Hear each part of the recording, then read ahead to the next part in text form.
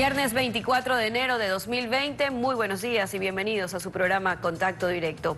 Revisemos quiénes son hoy nuestros invitados. Willy Navarrete, secretario ejecutivo del Comité Permanente por la Defensa de los Derechos Humanos. El informe de la Comisión Interamericana de Derechos Humanos sobre las protestas de octubre hablan también sobre las afectaciones que sufrieron policías, militares, así como la infraestructura estatal y hace recomendaciones. Sin embargo, el gobierno se mostró inconforme con el documento a tal punto de rechazarlo. ¿La CID vela por los estados o por los ciudadanos? Lo revisaremos. También estará con nosotros Raúl Tello, asambleísta del Movimiento Unidos por Pastaza, miembro del BADI. Las reformas electorales aprobadas, los aspectos que se dejan intocados en una reforma que no llegó a la médula del problema. Analizaremos lo que quedó por fuera versus lo que sí se aprobó como el voto en plancha. Y José de la Gasca, nuevo secretario nacional anticorrupción. Las ejecutorías a implementar para luchar contra la corrupción, la recuperación de lo robado y la reglamentación para la implementación de la Comisión Internacional contra la Corrupción de Naciones Unidas. Y detienen a una banda de secuestradores conformada por 11 colombianos pertenecientes al grupo armado residual de la estructura 48 de las FARC. Ecuatorianos serán secuestrados y trasladados a un sector colombiano y de allí se pedían recompensas que en algunos casos sobrepasaban los $200.000 para no matarlos. Ellos son parte de un grupo de disidentes de las FARC denominado Los Zorros. Fueron capturados en varios allanamientos a viviendas identificadas como su guarida luego de 3 meses de investigación, planeamiento e inteligencia de las Fuerzas Armadas de Ecuador y Colombia. Eran los encargados de secuestrar y mantener en cautiverio a ciudadanos ecuatorianos. Luego eran traídos a Colombia y desde acá se encargaban de pedir a sus familiares cuantiosas sumas de dinero por su liberación. La banda completa estaría conformada por cerca de 29 sujetos. Escogían a sus víctimas en la parroquia de El Carmelo, fronteriza con Colombia, además de San Gabriel y El Ángel, poblaciones de Carchi. Su principal blanco eran comerciantes y ganaderos. Los llevaban hasta territorio colombiano por pasos informales y desde allá exigían más de $200.000 a sus parientes a cambio de liberarlos con vida. La estructura criminal incluso posee nexos en Ecuador. Tenían algunas coordinaciones o enlaces con Ecuador, delincuentes del Ecuador que preveían este tipo de acciones terroristas. Que nuestros ecuatorianos, algunos sabemos que sí cancelaron esos valores por su seguridad, por su libertad, pero también estamos, vuelvo a repetir, tras de esta organización para desintegrarles totalmente. La policía de Carchi ya busca información en varios puntos donde los acusados secuestraron y extorsionaron a ecuatorianos. Nuestros equipos operativos de campo se encuentran en la parroquia de El Carmelo con la finalidad de intensificar los procesos de levantamiento de información y paralelamente cruzar información con nuestros homólogos de la policía colombiana. Los hoy detenidos afrontan en Colombia cargos por el delito de concierto para delinquir con fines extorsivos, cuya pena puede superar los 20 años de cárcel.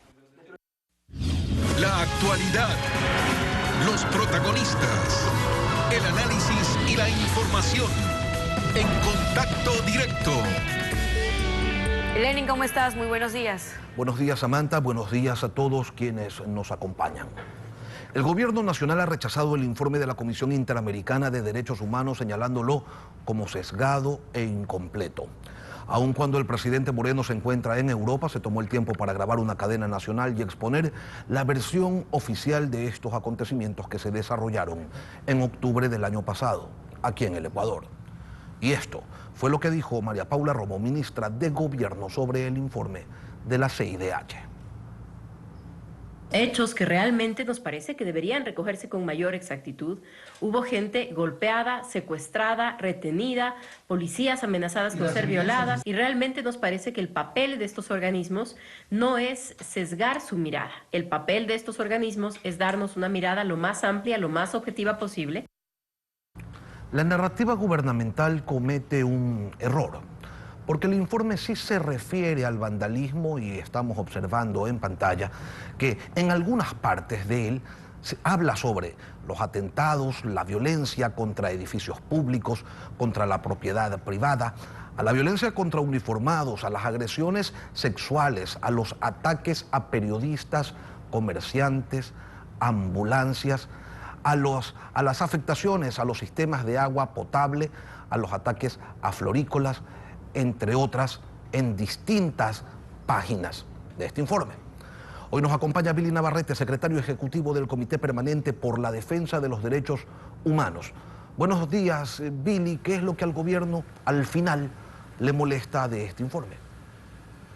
Francamente, es desconcertante la posición del gobierno. Consideramos que hay una mala intención y injustificada queja con relación a lo que dice el informe de la Comisión de la Verdad, porque incluye, como bien lo ha dicho Lenin, todas aquellas afectaciones a la integridad y a la propiedad pública y privada del Estado. Esto, digamos, tiene que ver con un distanciamiento que este mecanismo de protección de derechos humanos tiene como principio fundamental, y es parte de la virtud que tiene desde su distancia, que no es la de la contingencia que nosotros podemos vivir y desde donde nosotros podemos actuar. Opina sobre lo ocurrido casi inmediatamente después de haberlo hecho. Valoremos eso. Este mecanismo rápidamente viene al terreno y recoge pruebas y evidencia de lo actuado de ambos sectores, digamos, de la oposición, de los manifestantes. Incluye también una detallada descripción de los daños de hechos contra la propiedad pública y privada, pero también la integridad física de los agentes de la fuerza pública. Sí, hay una referencia, Billy, hay una referencia a todo, pero en el caso de las afectaciones a ciudadanos, algunos de ellos que se encontraban manifestando, hay una prolijidad y un detalle, días, horas, lugares, qué estaba ocurriendo en el entorno, que no encontramos a la hora de hacer referencia a la violencia contra policías, contra militares, contra edificios estatales, contra negocios privados. Es quizás allí donde radica un motivo razonado de esta queja, de este reclamo del gobierno. Bueno, hay una descripción detallada de la evidencia mostrada. Habría que presentar pruebas de que el gobierno convocó a la fuerza pública y a los dueños de, digamos, propiedad para la comparecencia ante la comisión, que relativamente fue de cortos días también, habría que reconocer eso. Sin embargo, de parte de organismos de derechos humanos articulados en la Alianza de Derechos Humanos del Ecuador, proporcionamos abundante información, medios de comunicación proporcionaron abundante información, y es ahí como se, digamos, construye esta panorámica, primera panorámica de este mecanismo de protección de derechos humanos, que lo que hace es brindar un instrumento para la deliberación nacional, que es la que necesitamos. Creo que lo que, digamos, tiene como mayor utilidad el informe de la Comisión de la Verdad es que nos permite tener un instrumento para la deliberación de lo ocurrido, considerando que el gobierno nacional tiene la obligación de gobernar incluso para la oposición que en esos días se manifestó. Ahora, voceros del régimen, Billy, han señalado que se está preparando la respuesta del gobierno y que lo justo es que se conozca la verdad.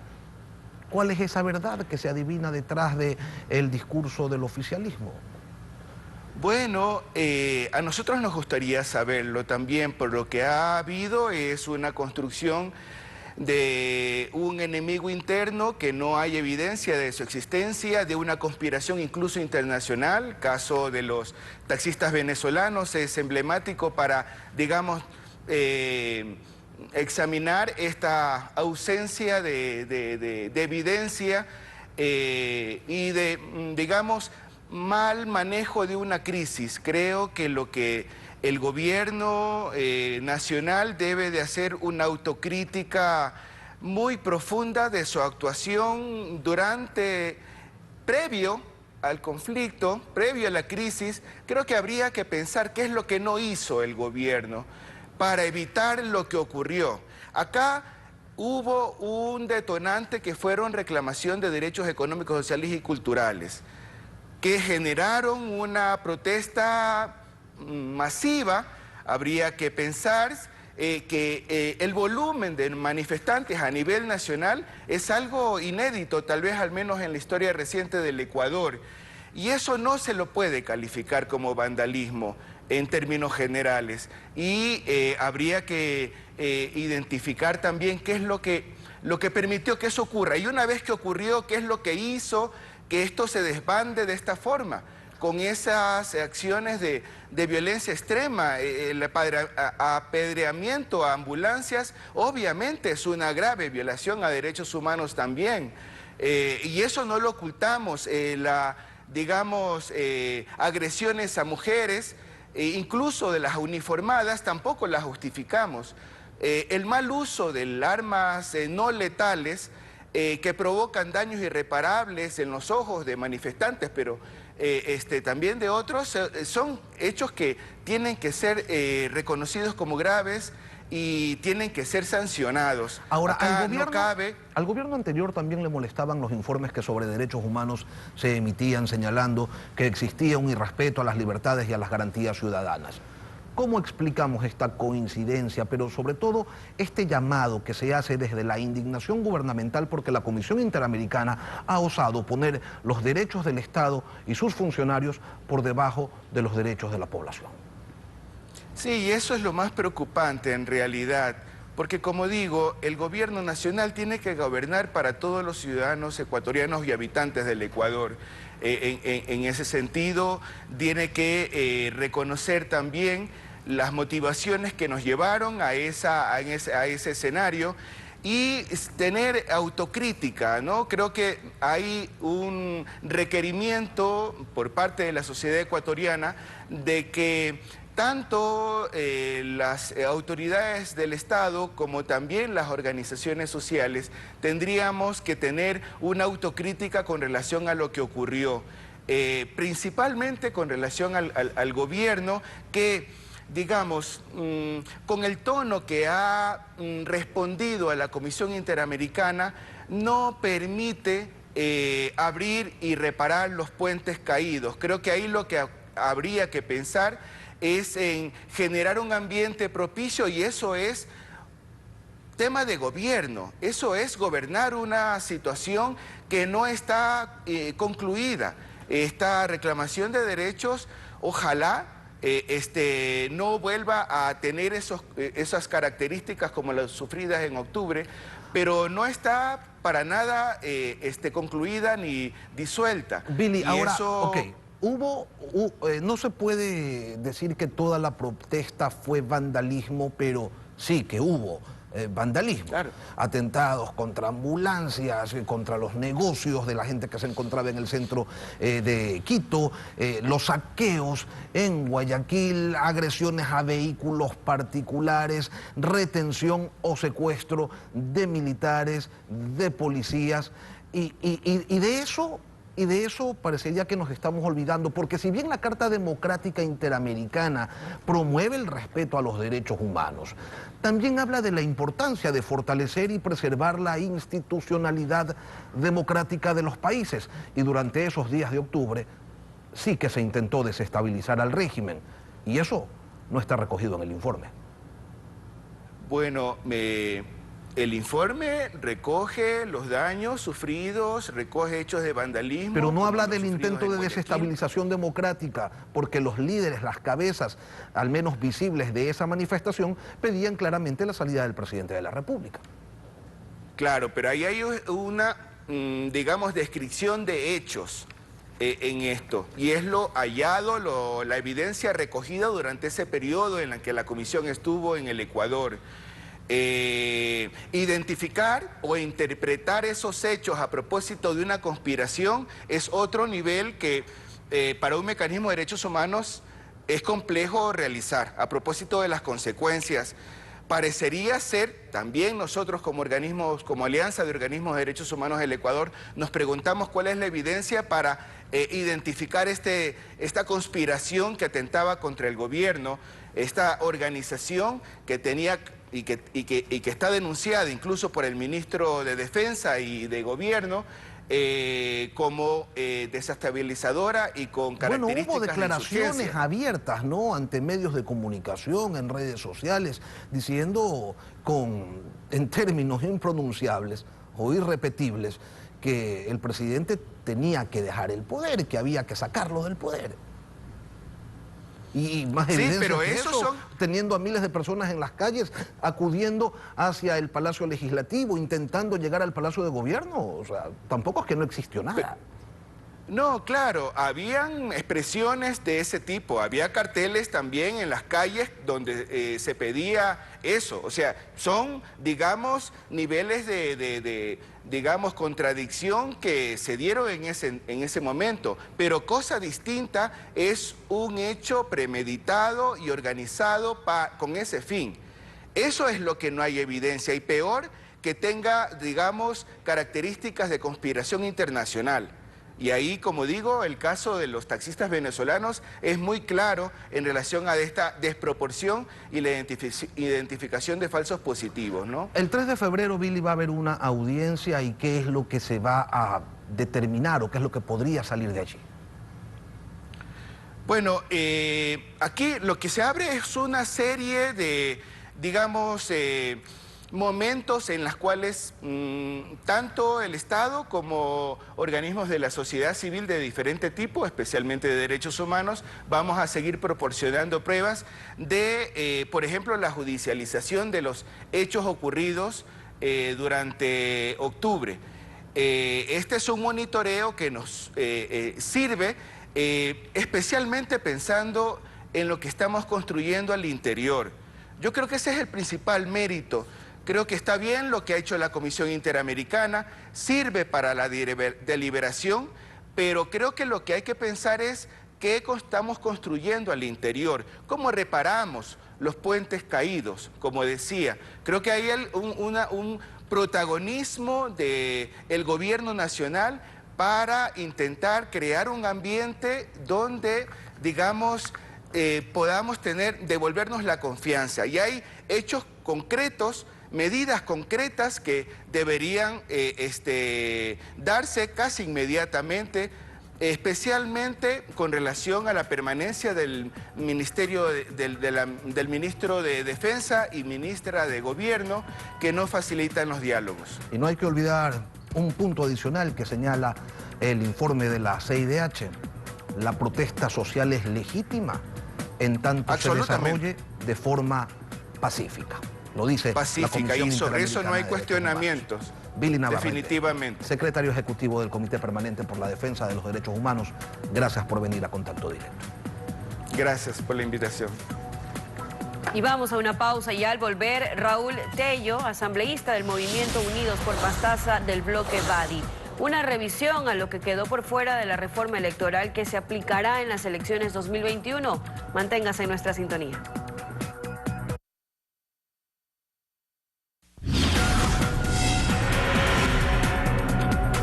En la Asamblea Nacional se aprobaron las reformas al Código de la Democracia. Hubo criterios de unanimidad a la hora de allanarse o ratificarse en lo que finalmente se aprobó. En ambos casos contaron con más de 120 votos, pero en el fondo, ¿algo cambia? ¿O se trata simplemente de un maquillaje bien elaborado con un par de temas de relumbrón que en la práctica deja intacto el manejo de las cosas electorales? Se lo preguntamos al ingeniero Raúl Tello, asambleísta del Movimiento Unidos por Pastaza, integrante del Badi. Buenos días, asambleísta. ¿Qué es finalmente lo que ha ocurrido con nuestra norma general en lo que se refiere a términos electorales? Buenos días, muchas gracias. Un saludo a todos los televidentes. Yo creo que la Asamblea Nacional hizo un gran esfuerzo en entregarle al pueblo ecuatoriano una nueva norma democrática. Y digo un gran esfuerzo porque obviamente yo creo que en determinados casos pudieron sobreponer los intereses colectivos a los intereses individuales. Y sí se toparon temas fundamentales que no terminan de resolver todo el ámbito de carácter electoral, pero que sin embargo son pasos importantes en tener de manera principal un sistema democrático mucho más transparente, un sistema electoral mucho más transparente. La transparencia como eje fundamental de una democracia. Pero lo hace esto más digo transparente, asambleísta, hace más transparente el sistema la eliminación del voto entre listas que la ciudadanía aprobó mediante consulta popular y que se lo hizo precisamente esta eliminación de ahora para fortalecer el sistema de partidos. Sin embargo, hay quienes difieren de esa lectura. Lo invito a escuchar el criterio de Pedro Palacios, alcalde de Cuenca. Yo creo que fortalecen realmente a sus dueños, esa es la verdad. La libertad que tenemos los ciudadanos de poder escoger a la persona, a ese candidato, hombre, mujer, que satisface o que esperamos que satisfaga las necesidades, que realmente le podemos conocer, porque al menos tenemos esa cercanía en el territorio, que lo conocemos de alguna manera, y obligar a que sea un voto en plancha definitivamente no es lo correcto. Entonces, ¿se beneficia el régimen de partidos o de los dueños de los partidos? Efectivamente, yo coincido con el criterio que ha dado el alcalde de Cuenca al respecto de que las reformas tienden a fortalecer a los partidos políticos en desmedro inclusive de los movimientos de carácter independiente o de carácter local que existen en las provincias y al cual yo represento en la provincia de Pastaza. Y yo hice cuestionamientos a esto porque de manera clara esto termina beneficiando a los partidos políticos, el hecho de tener una votación cerrada, ya no de poder escoger a los candidatos de entre listas, que permitía que los ciudadanos tengan la posibilidad de escoger a los mejores cuadros en las diferentes ubicaciones que podían estar entre diferentes listas. Ahora el ciudadano está obligado a votar por una plancha, ahora ya no tiene la posibilidad de escoger a las mejores figuras de una lista. Inclusive, los propios partidos políticos ya no van a tener la obligación de escoger a cuadros de excelente representación en cada uno de los espacios. Se van a preocupar exclusivamente de escoger como un referente principal exclusivamente a quien encabeza la lista.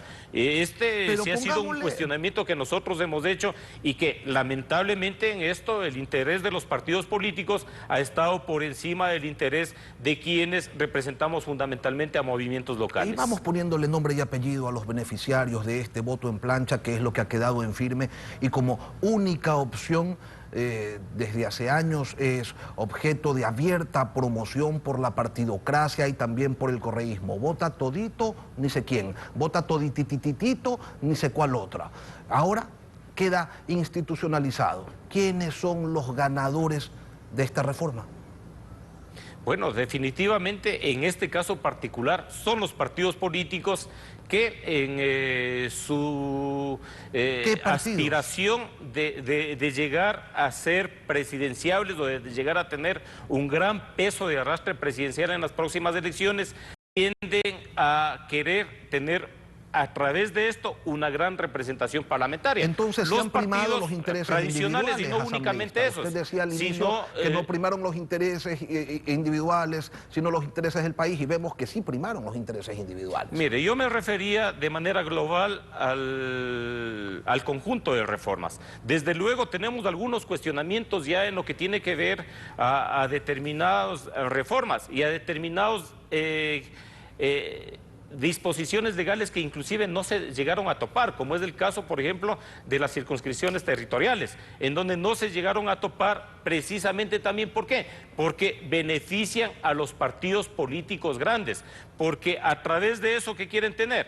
Quieren tener figuras políticas en las diferentes circunscripciones que les permitan llegar a tener una mayor representación parlamentaria. Entonces, pero de manera global yo manifestaba de que sí, de que son reformas que en determinados casos responden al requerimiento del país. Les menciono dos. Por ejemplo, el tema del control del gasto electoral. Uno de los grandes problemas del país en el ámbito de la corrupción ha sido precisamente los procesos electorales. Allí se han iniciado los eventos de corrupción. ¿A través de qué?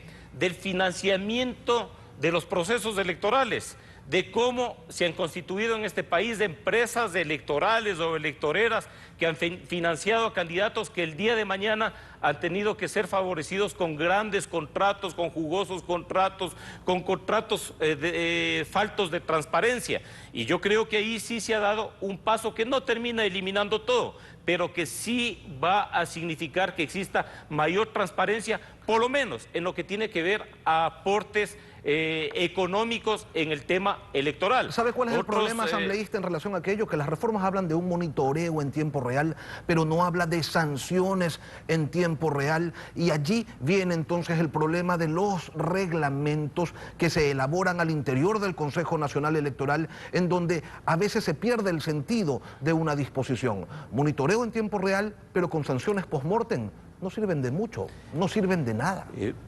Mire, todo va a depender del sistema que implemente el Consejo Nacional Electoral. La Asamblea Nacional está entregando ya un conjunto de disposiciones que permiten viabilizar de mejor manera el control del gasto electoral. El Consejo Nacional Electoral deberá de implementar un sistema de control adecuado, que no va a eliminar al 100% todas estas distorsiones y todos estos manejos deshonestos en los procesos electorales, pero que yo sí creo son una contribución importante para poder controlar de mejor manera el tema del gasto electoral y principalmente el tema de del financiamiento. Ingeniero Tello, en materia electoral la ley puede decir misa y lo que importa verdaderamente son los reglamentos. En base a ellos se gobierna, se ejecuta, y a veces también se generan impunidades, se dejan vacíos clamorosos que facilitan la inaplicabilidad de la norma, y de eso no se ocuparon en estas reformas. Siguen estando, la elaboración de reglamentos estando en manos de una mayoría simple, y allí la posibilidad de adecuar la conducta electoral de los participantes. ¿En la Asamblea de esas cosas no se dieron cuenta o, le pregunto, sencillamente no les importó tocarlos porque a la larga los termina beneficiando a todos? Bueno, el tema reglamentario no es atribución de la Asamblea Nacional, pero sí es atribución de la Asamblea Nacional buscar los mecanismos de control al respecto de que esos temas reglamentarios no vayan a contradecir al espíritu de la ley, porque obviamente en el nivel jerárquico los reglamentos están por debajo de las leyes y bajo ningún punto de vista se puede permitir lo que a veces ha sido práctica, que los reglamentos terminan siendo quienes en definitiva deciden al respecto de determinada norma. En ese ámbito yo considero de que la Asamblea Nacional deberá de hacer un seguimiento al respecto de que el tema reglamentario realmente recoja el espíritu que ha tenido la Asamblea Nacional y que es de manera fundamental el tener un adecuado control del gasto electoral. Raúl Tello, asambleísta del Movimiento Unidos por Pastaza, integrante del BADI. Gracias por venir a Contacto Directo. Muy amable, gracias. Nosotros regresamos luego de esta pausa. No se vayan.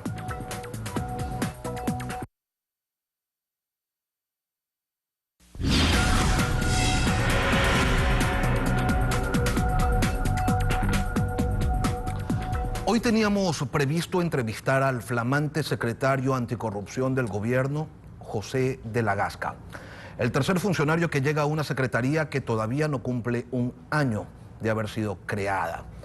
Estabilidad, que algunos llaman. Lamentablemente el funcionario canceló a última hora el compromiso que había adquirido, y decimos lamentablemente porque teníamos algunas preguntas para él, relacionadas con su pasado profesional en el que intervino en defensas a personajes con serios problemas legales, preguntas relacionadas con su deficiente participación en el concurso para ser fiscal, donde obtuvo una de las notas más bajas.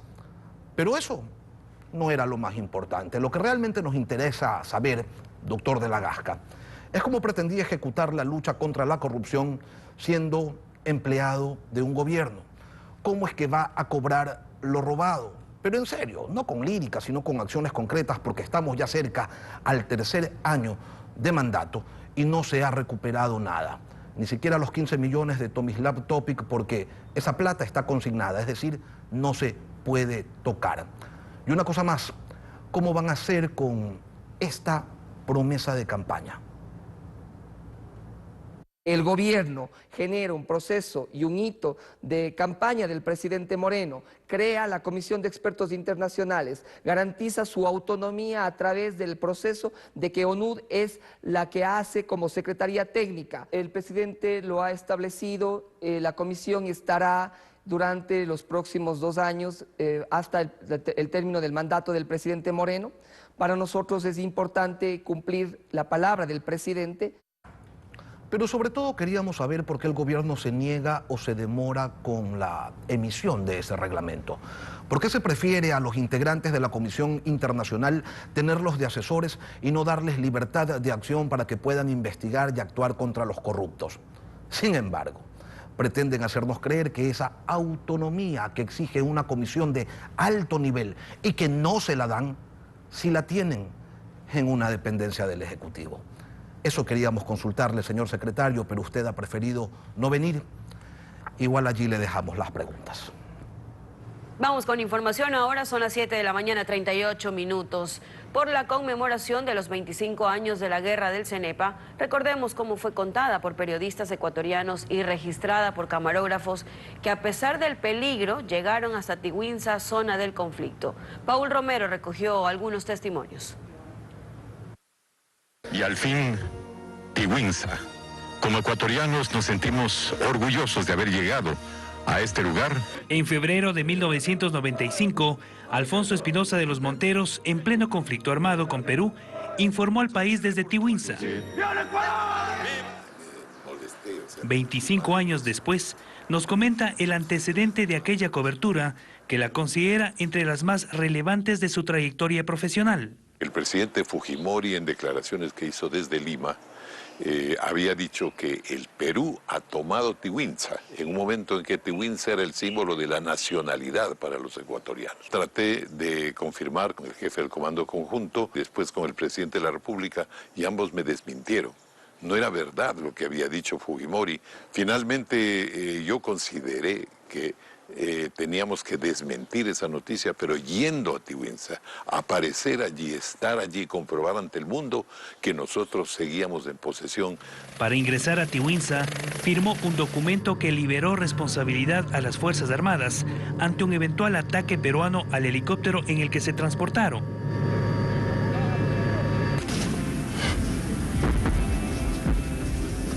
Además, caminaron varios kilómetros para el emblemático lugar.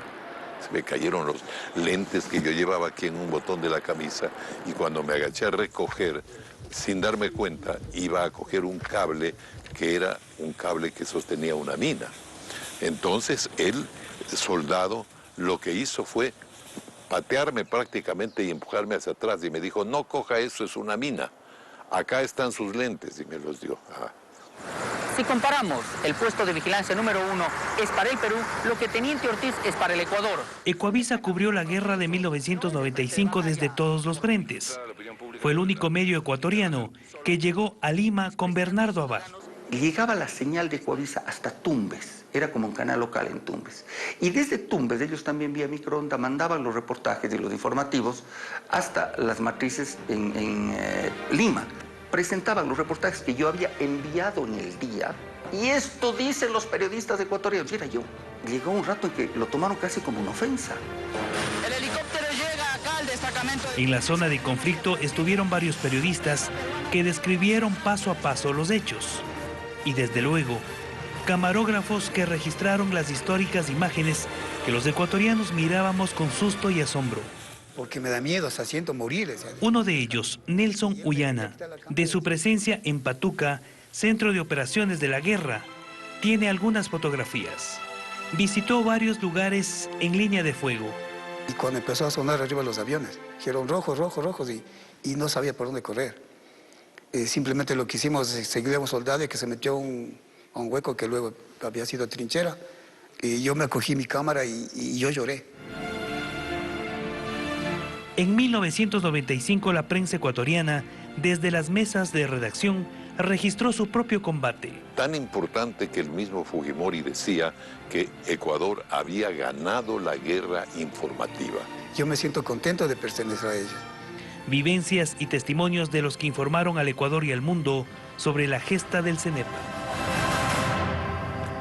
Y en otro tema, decenas de padres, estudiantes de colegios fiscales y particulares protestaron en el norte de Guayaquil por supuestas irregularidades en la prueba Ser Bachiller que deben rendir los alumnos de tercero de bachillerato y quienes aspiren a un cupo en la educación universitaria del país. La CENESID anuncia que investigará los reclamos. Amanecieron en los exteriores de la Secretaría de Educación Superior, Ciencia y Tecnología e Innovación CENESID, en Guayaquil. Es un grupo de padres de familia que protestó y bloqueó durante algunos minutos la avenida Luis Plaza Dañín, en el norte de la ciudad.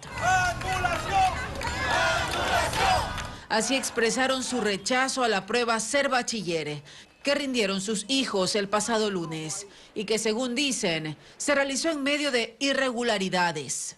Filtración de pruebas, por favor, eso es una corrupción. Y nuestros hijos que sí estudiaron, que tienen un buen promedio y un buen puntaje, tienen menos oportunidad que un compañero que tuvo la oportunidad de estudiar una respuesta ya lista. Ellos afirman que un día después de que sus hijos rindieran el examen, es decir, el martes, se filtró el contenido de esta prueba que les permite graduarse y obtener un cupo en universidades públicas. Nosotros queremos saber qué fue lo que sucedió el día lunes versus el día martes. Y es que a pesar del buen rendimiento académico, algunos abanderados y escoltas no lograron acertar las 120 preguntas que tiene la prueba. Es el caso de los hermanos María Belén y Aldo Párraga, ambos escoltas de la institución educativa donde acuden. María Belén ve frustrado su sueño de estudiar medicina en una universidad pública debido a la nota que obtuvo.